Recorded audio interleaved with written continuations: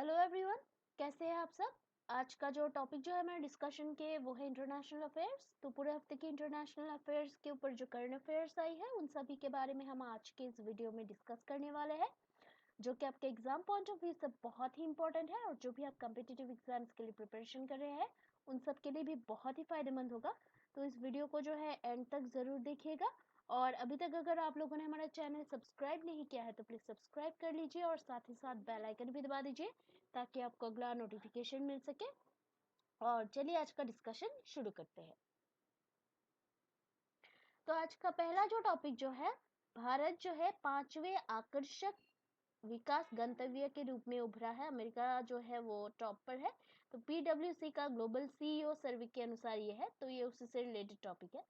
तो अभी पीडब्ल्यूसी यानी कि प्राइस वाटर हाउस कूपर्स, उनके अभी 24th जो ईयरली जो ग्लोबल सीईओ सर्वे जो है उसके अनुसार भारत जो है दुनिया में 5वें सबसे आकर्षक विकास स्थल के रूप में उभरा है। और यूनाइटेड किंगडम जो है उनके द्वारा पार किए जाने के बाद भारत जो है 5वें स्थान पर खिसक गया है। अब भारत जो है चौथे स्थान पर है और अगले एक साल में जो है चाइना जर्मनी के बाद सीईओ के पक्ष में संयुक्त राज्य अमेरिका नंबर 1 बाजार बन गया है।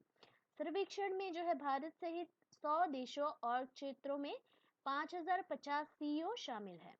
जापान ने जो है ऑस्ट्रेलिया को पछाड़कर छठा स्थान प्राप्त किया है और 76% सीईओ को जो है उम्मीद है कि 2021 में वैश्विक आर्थिक सुधार में सुधार होगा। तो ये उसी से रिलेटेड टॉपिक है। फिर अभी नेक्स्ट और जो टॉपिक जो है अभी वर्चुअली जो आयोजित किया गया जो क्वाड देशों के पहली नेता स्तरीय शिखर सम्मेलन जो है ये उसी से रिलेटेड है। तो अभी 12 मार्च 2021 को फोर क्वाड यानी चतुर्भुज सुरक्षा संवाद देशों जो कि भारत, जापान, संयुक्त राज्य अमेरिका और ऑस्ट्रेलिया का जो है पहला नेता स्तरीय शिखर सम्मेलन जो है उसको वर्चुअली आयोजित किया गया था। और इनमें जो है भारतीय प्रधानमंत्री नरेंद्र मोदी, अमेरिकी राष्ट्रपति जोसेफ बिडेन, ऑस्ट्रेलिया प्रधानमंत्री स्कॉट मॉरिसन, जापान के जो प्रधानमंत्री है योशिहिदे सुगा, उन लोगों ने पार्टिसिपेट किया था। और इसमें जो है कुछ घोषणाएं भी की गई थी। तो वो है 4 देश खुले और मुक्त इंडो पैसिफिक क्षेत्र की और काम करने के लिए सहमत हुए हैं। और बैठक के दौरान जो है 3 विशेषज्ञ कार्य समूहों की स्थापना के प्रस्ताव को भी मंजूरी दी गई है। और नेताओं ने जो है 2022 तक जो है पूरे एशिया में कोविड-19 टीकों की 1 बिलियन खुराक भेजने की योजना बनाई है। तो ये उसी से रिलेटेड टॉपिक है। तो अभी नई जो टॉपिक जो है, भारत का जो शासन प्रकार जो है इलेक्टोरल ऑटोक्रेसी में बदल गया है स्वीडिश लोकतंत्र रिपोर्ट के अनुसार, 2021 के रिपोर्ट के अनुसार। तो ये उसी से रिलेटेड टॉपिक है। तो अभी स्वीडिश आधारित V Dem varieties of democracy institute द्वारा जारी की गई report autocratization turns viral democracy report 2021 के अनुसार ये कहा गया है कि भारत का जो शासन प्रकार जो है 2010 में इलेक्टोरल डेमोक्रेसी से 2020 में इलेक्टोरल ऑटोक्रेसी में बदल गया है। और हंगरी और तुर्की को जो है उनको भी अभी इलेक्टोरल ऑटोक्रेसी के रूप में निरूपित किया गया है। भारत ने जो है लिबरल डेमोक्रेसी इंडेक्स एलडीआई पैमाने पर जो है 23% की गिरावट जो है दर्ज की है। और ये पहले 10 वर्षों में दुनिया के सभी देशों में सबसे नाटकीय बदलाव में से एक है। तो ये उसी से रिलेटेड टॉपिक है। तो अभी नेक्स्ट जो टॉपिक जो है JLLHPI इंडेक्स के अनुसार जो है भारत कार्यस्थल की संतुष्टि में सर्वोच्च स्थान पर रहा है। तो ये उसी से रिलेटेड है। तो अभी JLL जोन्स लैंग लसल के ह्यूमन परफॉर्मेंस इंडिकेटर HPI सूचकांक के अनुसार, इस इंडेक्स के अनुसार जो है भारत जो है कार्यस्थल की संतुष्टि में सबसे अधिक 98% पर है। और उसके बाद जो है चाइना 97% पर है। और रिपोर्ट के अनुसार जो है भारत अन्य एशिया प्रशांत APAC देशों का नेतृत्व करता है, जिसमें 81% उच्च प्रदर्शन करते हैं जो कि लचीला काम करते हैं, जिसमें लचीले घंटे और घर से काम भी शामिल है। उच्च प्रदर्शन करने वालों में अधिकांश प्रौद्योगिकी कार्यकर्ता 53% और 20 से 34 एज जो है 37% के युवा पेशेवर है। तो ये उसी से रिलेटेड टॉपिक है। देन उसके बाद और एक जो टॉपिक जो है, सऊदी अरब को जो है पछाड़कर अमेरिका भारत का दूसरा सबसे बड़ा तेल आपूर्तिकर्ता बन गया है और इसमें जो है इराक सबसे ऊपर है। तो रूटर्स द्वारा जारी व्यापार आंकड़ों के अनुसार जो है फरवरी 2021 में संयुक्त राज्य अमेरिका ने जो है भारत की दूसरी सबसे बड़ी तेल आपूर्ति के रूप में सऊदी अरब को जो है पीछे छोड़ दिया है और 867,500 बीपीडी बैरल प्रतिदिन जो है उनके 5 महीने के निचले स्तर पर जो है खरीद में 23% की गिरावट के बावजूद इराक जो है भारत का सबसे बड़ा आपूर्तिकर्ता बना हुआ है। देन उसके बाद ये उसी से रिलेटेड टॉपिक है। तो अभी नेक्स्ट जो टॉपिक जो है, एडीबी रिपोर्ट के अनुसार जो है कोविड-19 के बाद पुनर्निर्माण के लिए जो है एसडीजी पर नए फोकस की आवश्यकता है। तो अभी ADB report, ADB support for the sustainable development goals enabling the 2030 agenda for sustainable development through strategy 2030 में ये कहा गया है कि सतत विकास लक्ष्यों एसडीजी को जो है प्राप्त करने पर नए सिरे से ध्यान देना आवश्यक होगा क्योंकि देश जो है कोविड-19 महामारी से पुनर्निर्माण करना चाहते हैं। और रिपोर्ट में जो है एडीबी परियोजना और कार्यक्रमों पर प्रकाश डाला गया है जो कि देशों को एसडीजी हासिल करने में मदद करते हैं। देन उसके बाद और एक जो टॉपिक जो है, स्वदेशीकरण के कारण जो है भारत के हथियारों का आयात 33% कम हो गया है सिप्री के रिपोर्ट के अनुसार। तो ये उसी से रिलेटेड टॉपिक है। तो अभी Stockholm International Peace Research Institute SIPRI की एक रिपोर्ट के अनुसार जो है मेक इन इंडिया पहल और घरेलू रक्षा उद्योग को बढ़ावा देने के अन्य उपायों के लिए जो है अभी इसके बढ़ते पुश के कारण 2011-15 और 16-20 के बीच जो है हथियारों के आयात में 33% की कमी आई है। भारत के आयात में जो है गिरावट के कारण सबसे अधिक प्रभावित देश रशिया था, इसके बाद जो है यूएसए था। और विश्व स्तर पर जो है 16-20 में जो है 5 सबसे बड़े हथियार निर्यातक America, Russia, France, Germany, China थे, जबकि शीर्ष आयातक सऊदी अरब, भारत, मिस्र, ऑस्ट्रेलिया और चाइना थे। 2016 और 20 के दौरान जो है भारत की शीर्ष 3 शस्त्र आपूर्तिकर्ता रशिया जो कि 49% की आयत थी और फ्रांस जो कि 18% की आयत थी और इजराइल जो है 13% पे थे। तो ये उससे से रिलेटेड टॉपिक है। तो अभी नेक्स्ट जो टॉपिक जो है, यूएन स्कैप रिपोर्ट के अनुसार जो है एशिया प्रशांत क्षेत्र संयुक्त राष्ट्र के सतत विकास लक्ष्यों का केवल 10% ही लक्ष्य प्राप्त करेगा। तो ये उसी से रिलेटेड टॉपिक है। तो अभी 16 मार्च 2021 को United Nations Economic and Social Commission for Asia and the Pacific UN ESCAP report Asia और प्रशांत एसडीजी प्रगति रिपोर्ट 2021 ये कहती है कि एशिया प्रशांत क्षेत्र 2030 तक जो है सतत विकास लक्ष्यों यानी कि एसडीजी के सिर्फ 10% लक्ष्य प्राप्त कर सकता है, यानी कि एसडीजी के 140 औसत दर्जे के लक्ष्यों में से 9 को 2030 तक हासिल कर लिया जाएगा।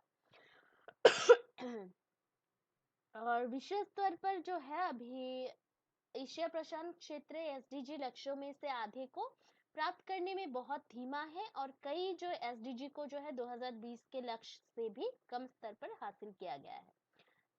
तो ये उसी से रिलेटेड टॉपिक है। देन उसके बाद और एक जो टॉपिक जो है, भारत जो है तीसरा सबसे प्रदूषित देश है और दिल्ली सबसे प्रदूषित राजधानी शहर है आईक्यू एयर की रिपोर्ट के अनुसार।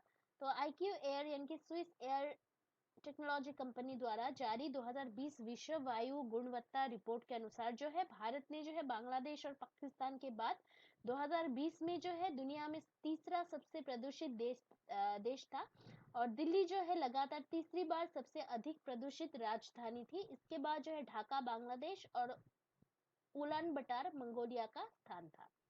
देन उसके बाद और एक जो टॉपिक जो है, संयुक्त राष्ट्र की report state of the world indigenous peoples के पांचवें खंड जो है स्वदेशी लोगों के अधिकारों की रक्षा के उपाय सुझाव, ये उसी से रिलेटेड है। तो 15 और 16 मार्च 2021 को संयुक्त राष्ट्र यानी कि UN department of economic and social affairs DESA ने जो है state of the world indigenous peoples यानी कि सोविप वॉल्यूम V का शीर्षक rights to lands territories and resource जारी किया है। और रिपोर्ट जो है कृषि व्यवसाय खनन उद्योगों को विकास संरक्षण और पर्यटन के संदर्भ में जो है स्वदेशी लोगों द्वारा भूमि पर अपने अधिकारों का जो दावा जो है करने के लिए चुनौतियों का सामना करती है। और रिपोर्ट की तैयारी जो है देशी मुद्दों पर स्थायी फोरम के सचिवालय द्वारा देखरेख की गई थी। तो ये उसी से रिलेटेड टॉपिक है।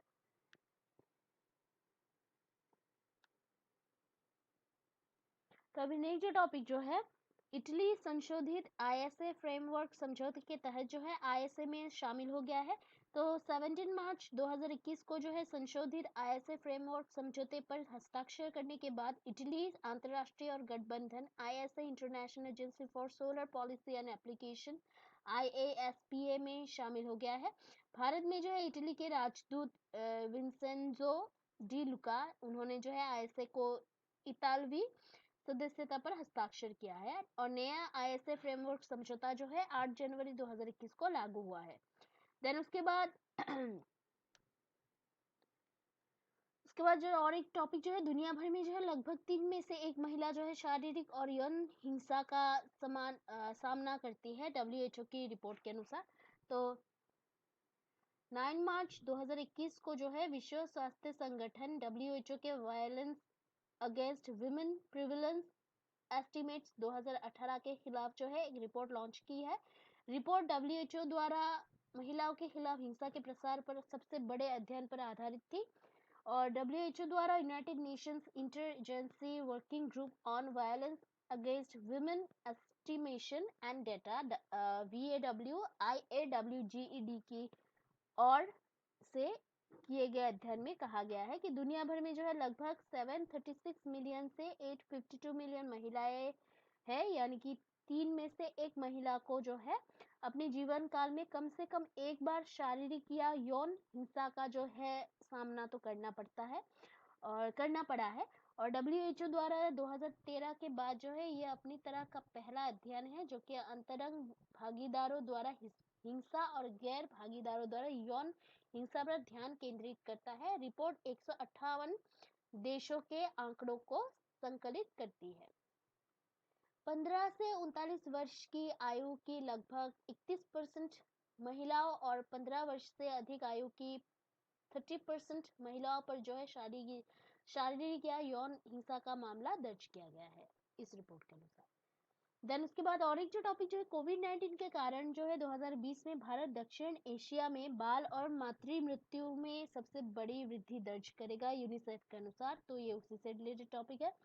तो अभी WHO और united nations population fund UNFPA की साझेदारी में united nations international children's emergency fund UNICEF ने जो है direct and indirect effect of कोविड-19 pandemic and response in South Asia नामक एक रिपोर्ट जारी की है और रिपोर्ट में जो है अभी अनुमान जारी किया गया है कि भारत महामारी के कारण जो है 2020 में 6 दक्षिण एशियाई देशों में 5 वर्ष यानी कि 15% और मातृ मृत्यु जो है 18% यानी कि उसके बच्चों की मौतों में सबसे बड़ी वृद्धि दर्ज करेगा। और 6 जो दक्षिण एशियाई देश है वो है अफगानिस्तान, बांग्लादेश, भारत, नेपाल, पाकिस्तान और श्रीलंका। और कोविड-19 के कारण जो है यौन प्रजनन, मातृ नवजात और बाल स्वास्थ्य सेवाओं में व्यवधान से मातृ एवं शिशु मृत्यु दर जो है उस पर भी काफी प्रभाव पड़ेगा। तो ये उसी से रिलेटेड टॉपिक है। तो अभी नेक्स्ट जो टॉपिक जो है वह कोविड-19 रिकवरी ने जो है जीवाश्म ईंधन से नवीकरणीय ऊर्जा में जो है संक्रमण के अवसर प्रदान किए हैं IRENA रिपोर्ट के अनुसार। तो ये उसी से रिलेटेड टॉपिक है। तो international renewable energy agency IRENA द्वारा जारी किया गया world energy transition outlook 1.5 degree Celsius pathway report के अनुसार जो है कोविड-19 संकट दुनिया भर के देशों के लिए जो है अपनी अर्थव्यवस्थाओं को जीवाश्म ईंधन से नष्ट करने और नवीकरणीय ऊर्जा स्रोतों में अपनी पारी को तेज करने का एक अवसर जो है ये है। और ऊर्जा के तापमान जो है 1.5 डिग्री सेल्सियस पर वैश्विक तापमान में जो है वृद्धि और ग्लोबल वार्मिंग को रोकने और कार्बन डाइऑक्साइड CO2 उत्सर्जन को मध्य शताब्दी तक शुद्ध शून्य के करीब लाने के लिए जो है कुछ समाधानों में से एक है। और ये जो है बिना किसी देरी के ऊर्जा संक्रमण की दिशा में जो है अपने प्रयासों को बढ़ाने के लिए जो है दुनिया भर के देशों को बुलाता है। तो ये उसी से रिलेटेड टॉपिक है।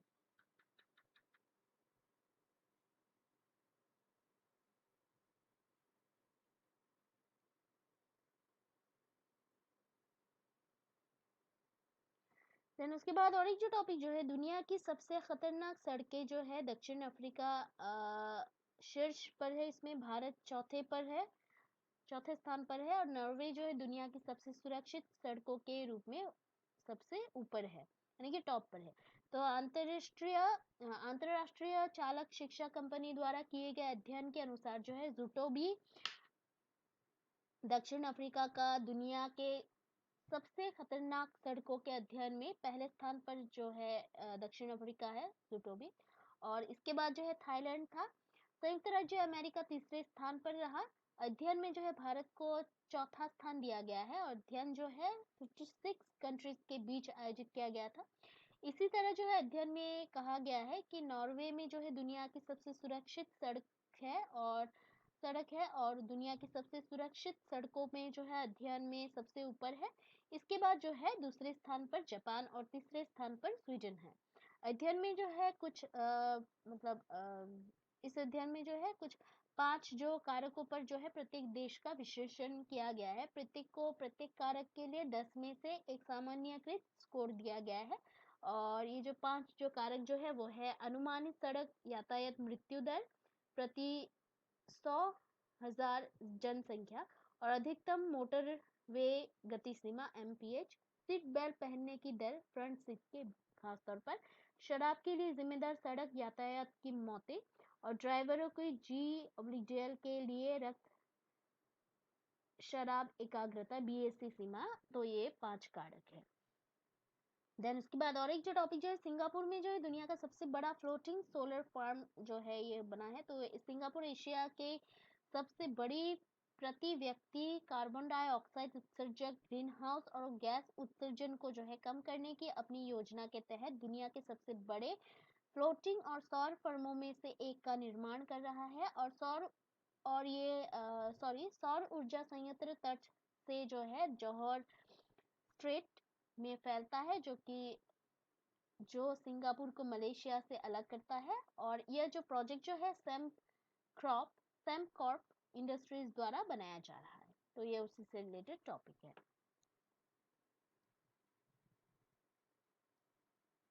तो आज के लिए इतना ही है। कल हम फिर मिलते हैं नए टॉपिक के पूरे हफ्ते के करंट अफेयर्स के साथ। तब तक के लिए जो है हमारा चैनल देखते रहिएगा। लाइक शेयर सब्सक्राइब करना प्लीज मत भूलिएगा। कोई अगर सुझाव हो तो कमेंट करना प्लीज मत भूलिएगा, क्योंकि आपका जो सपोर्ट है वो हमें बहुत ही मोटिवेट करता है हार्ड वर्क करने के लिए। So please keep watching our videos, like share subscribe. Take care. जय हिंद।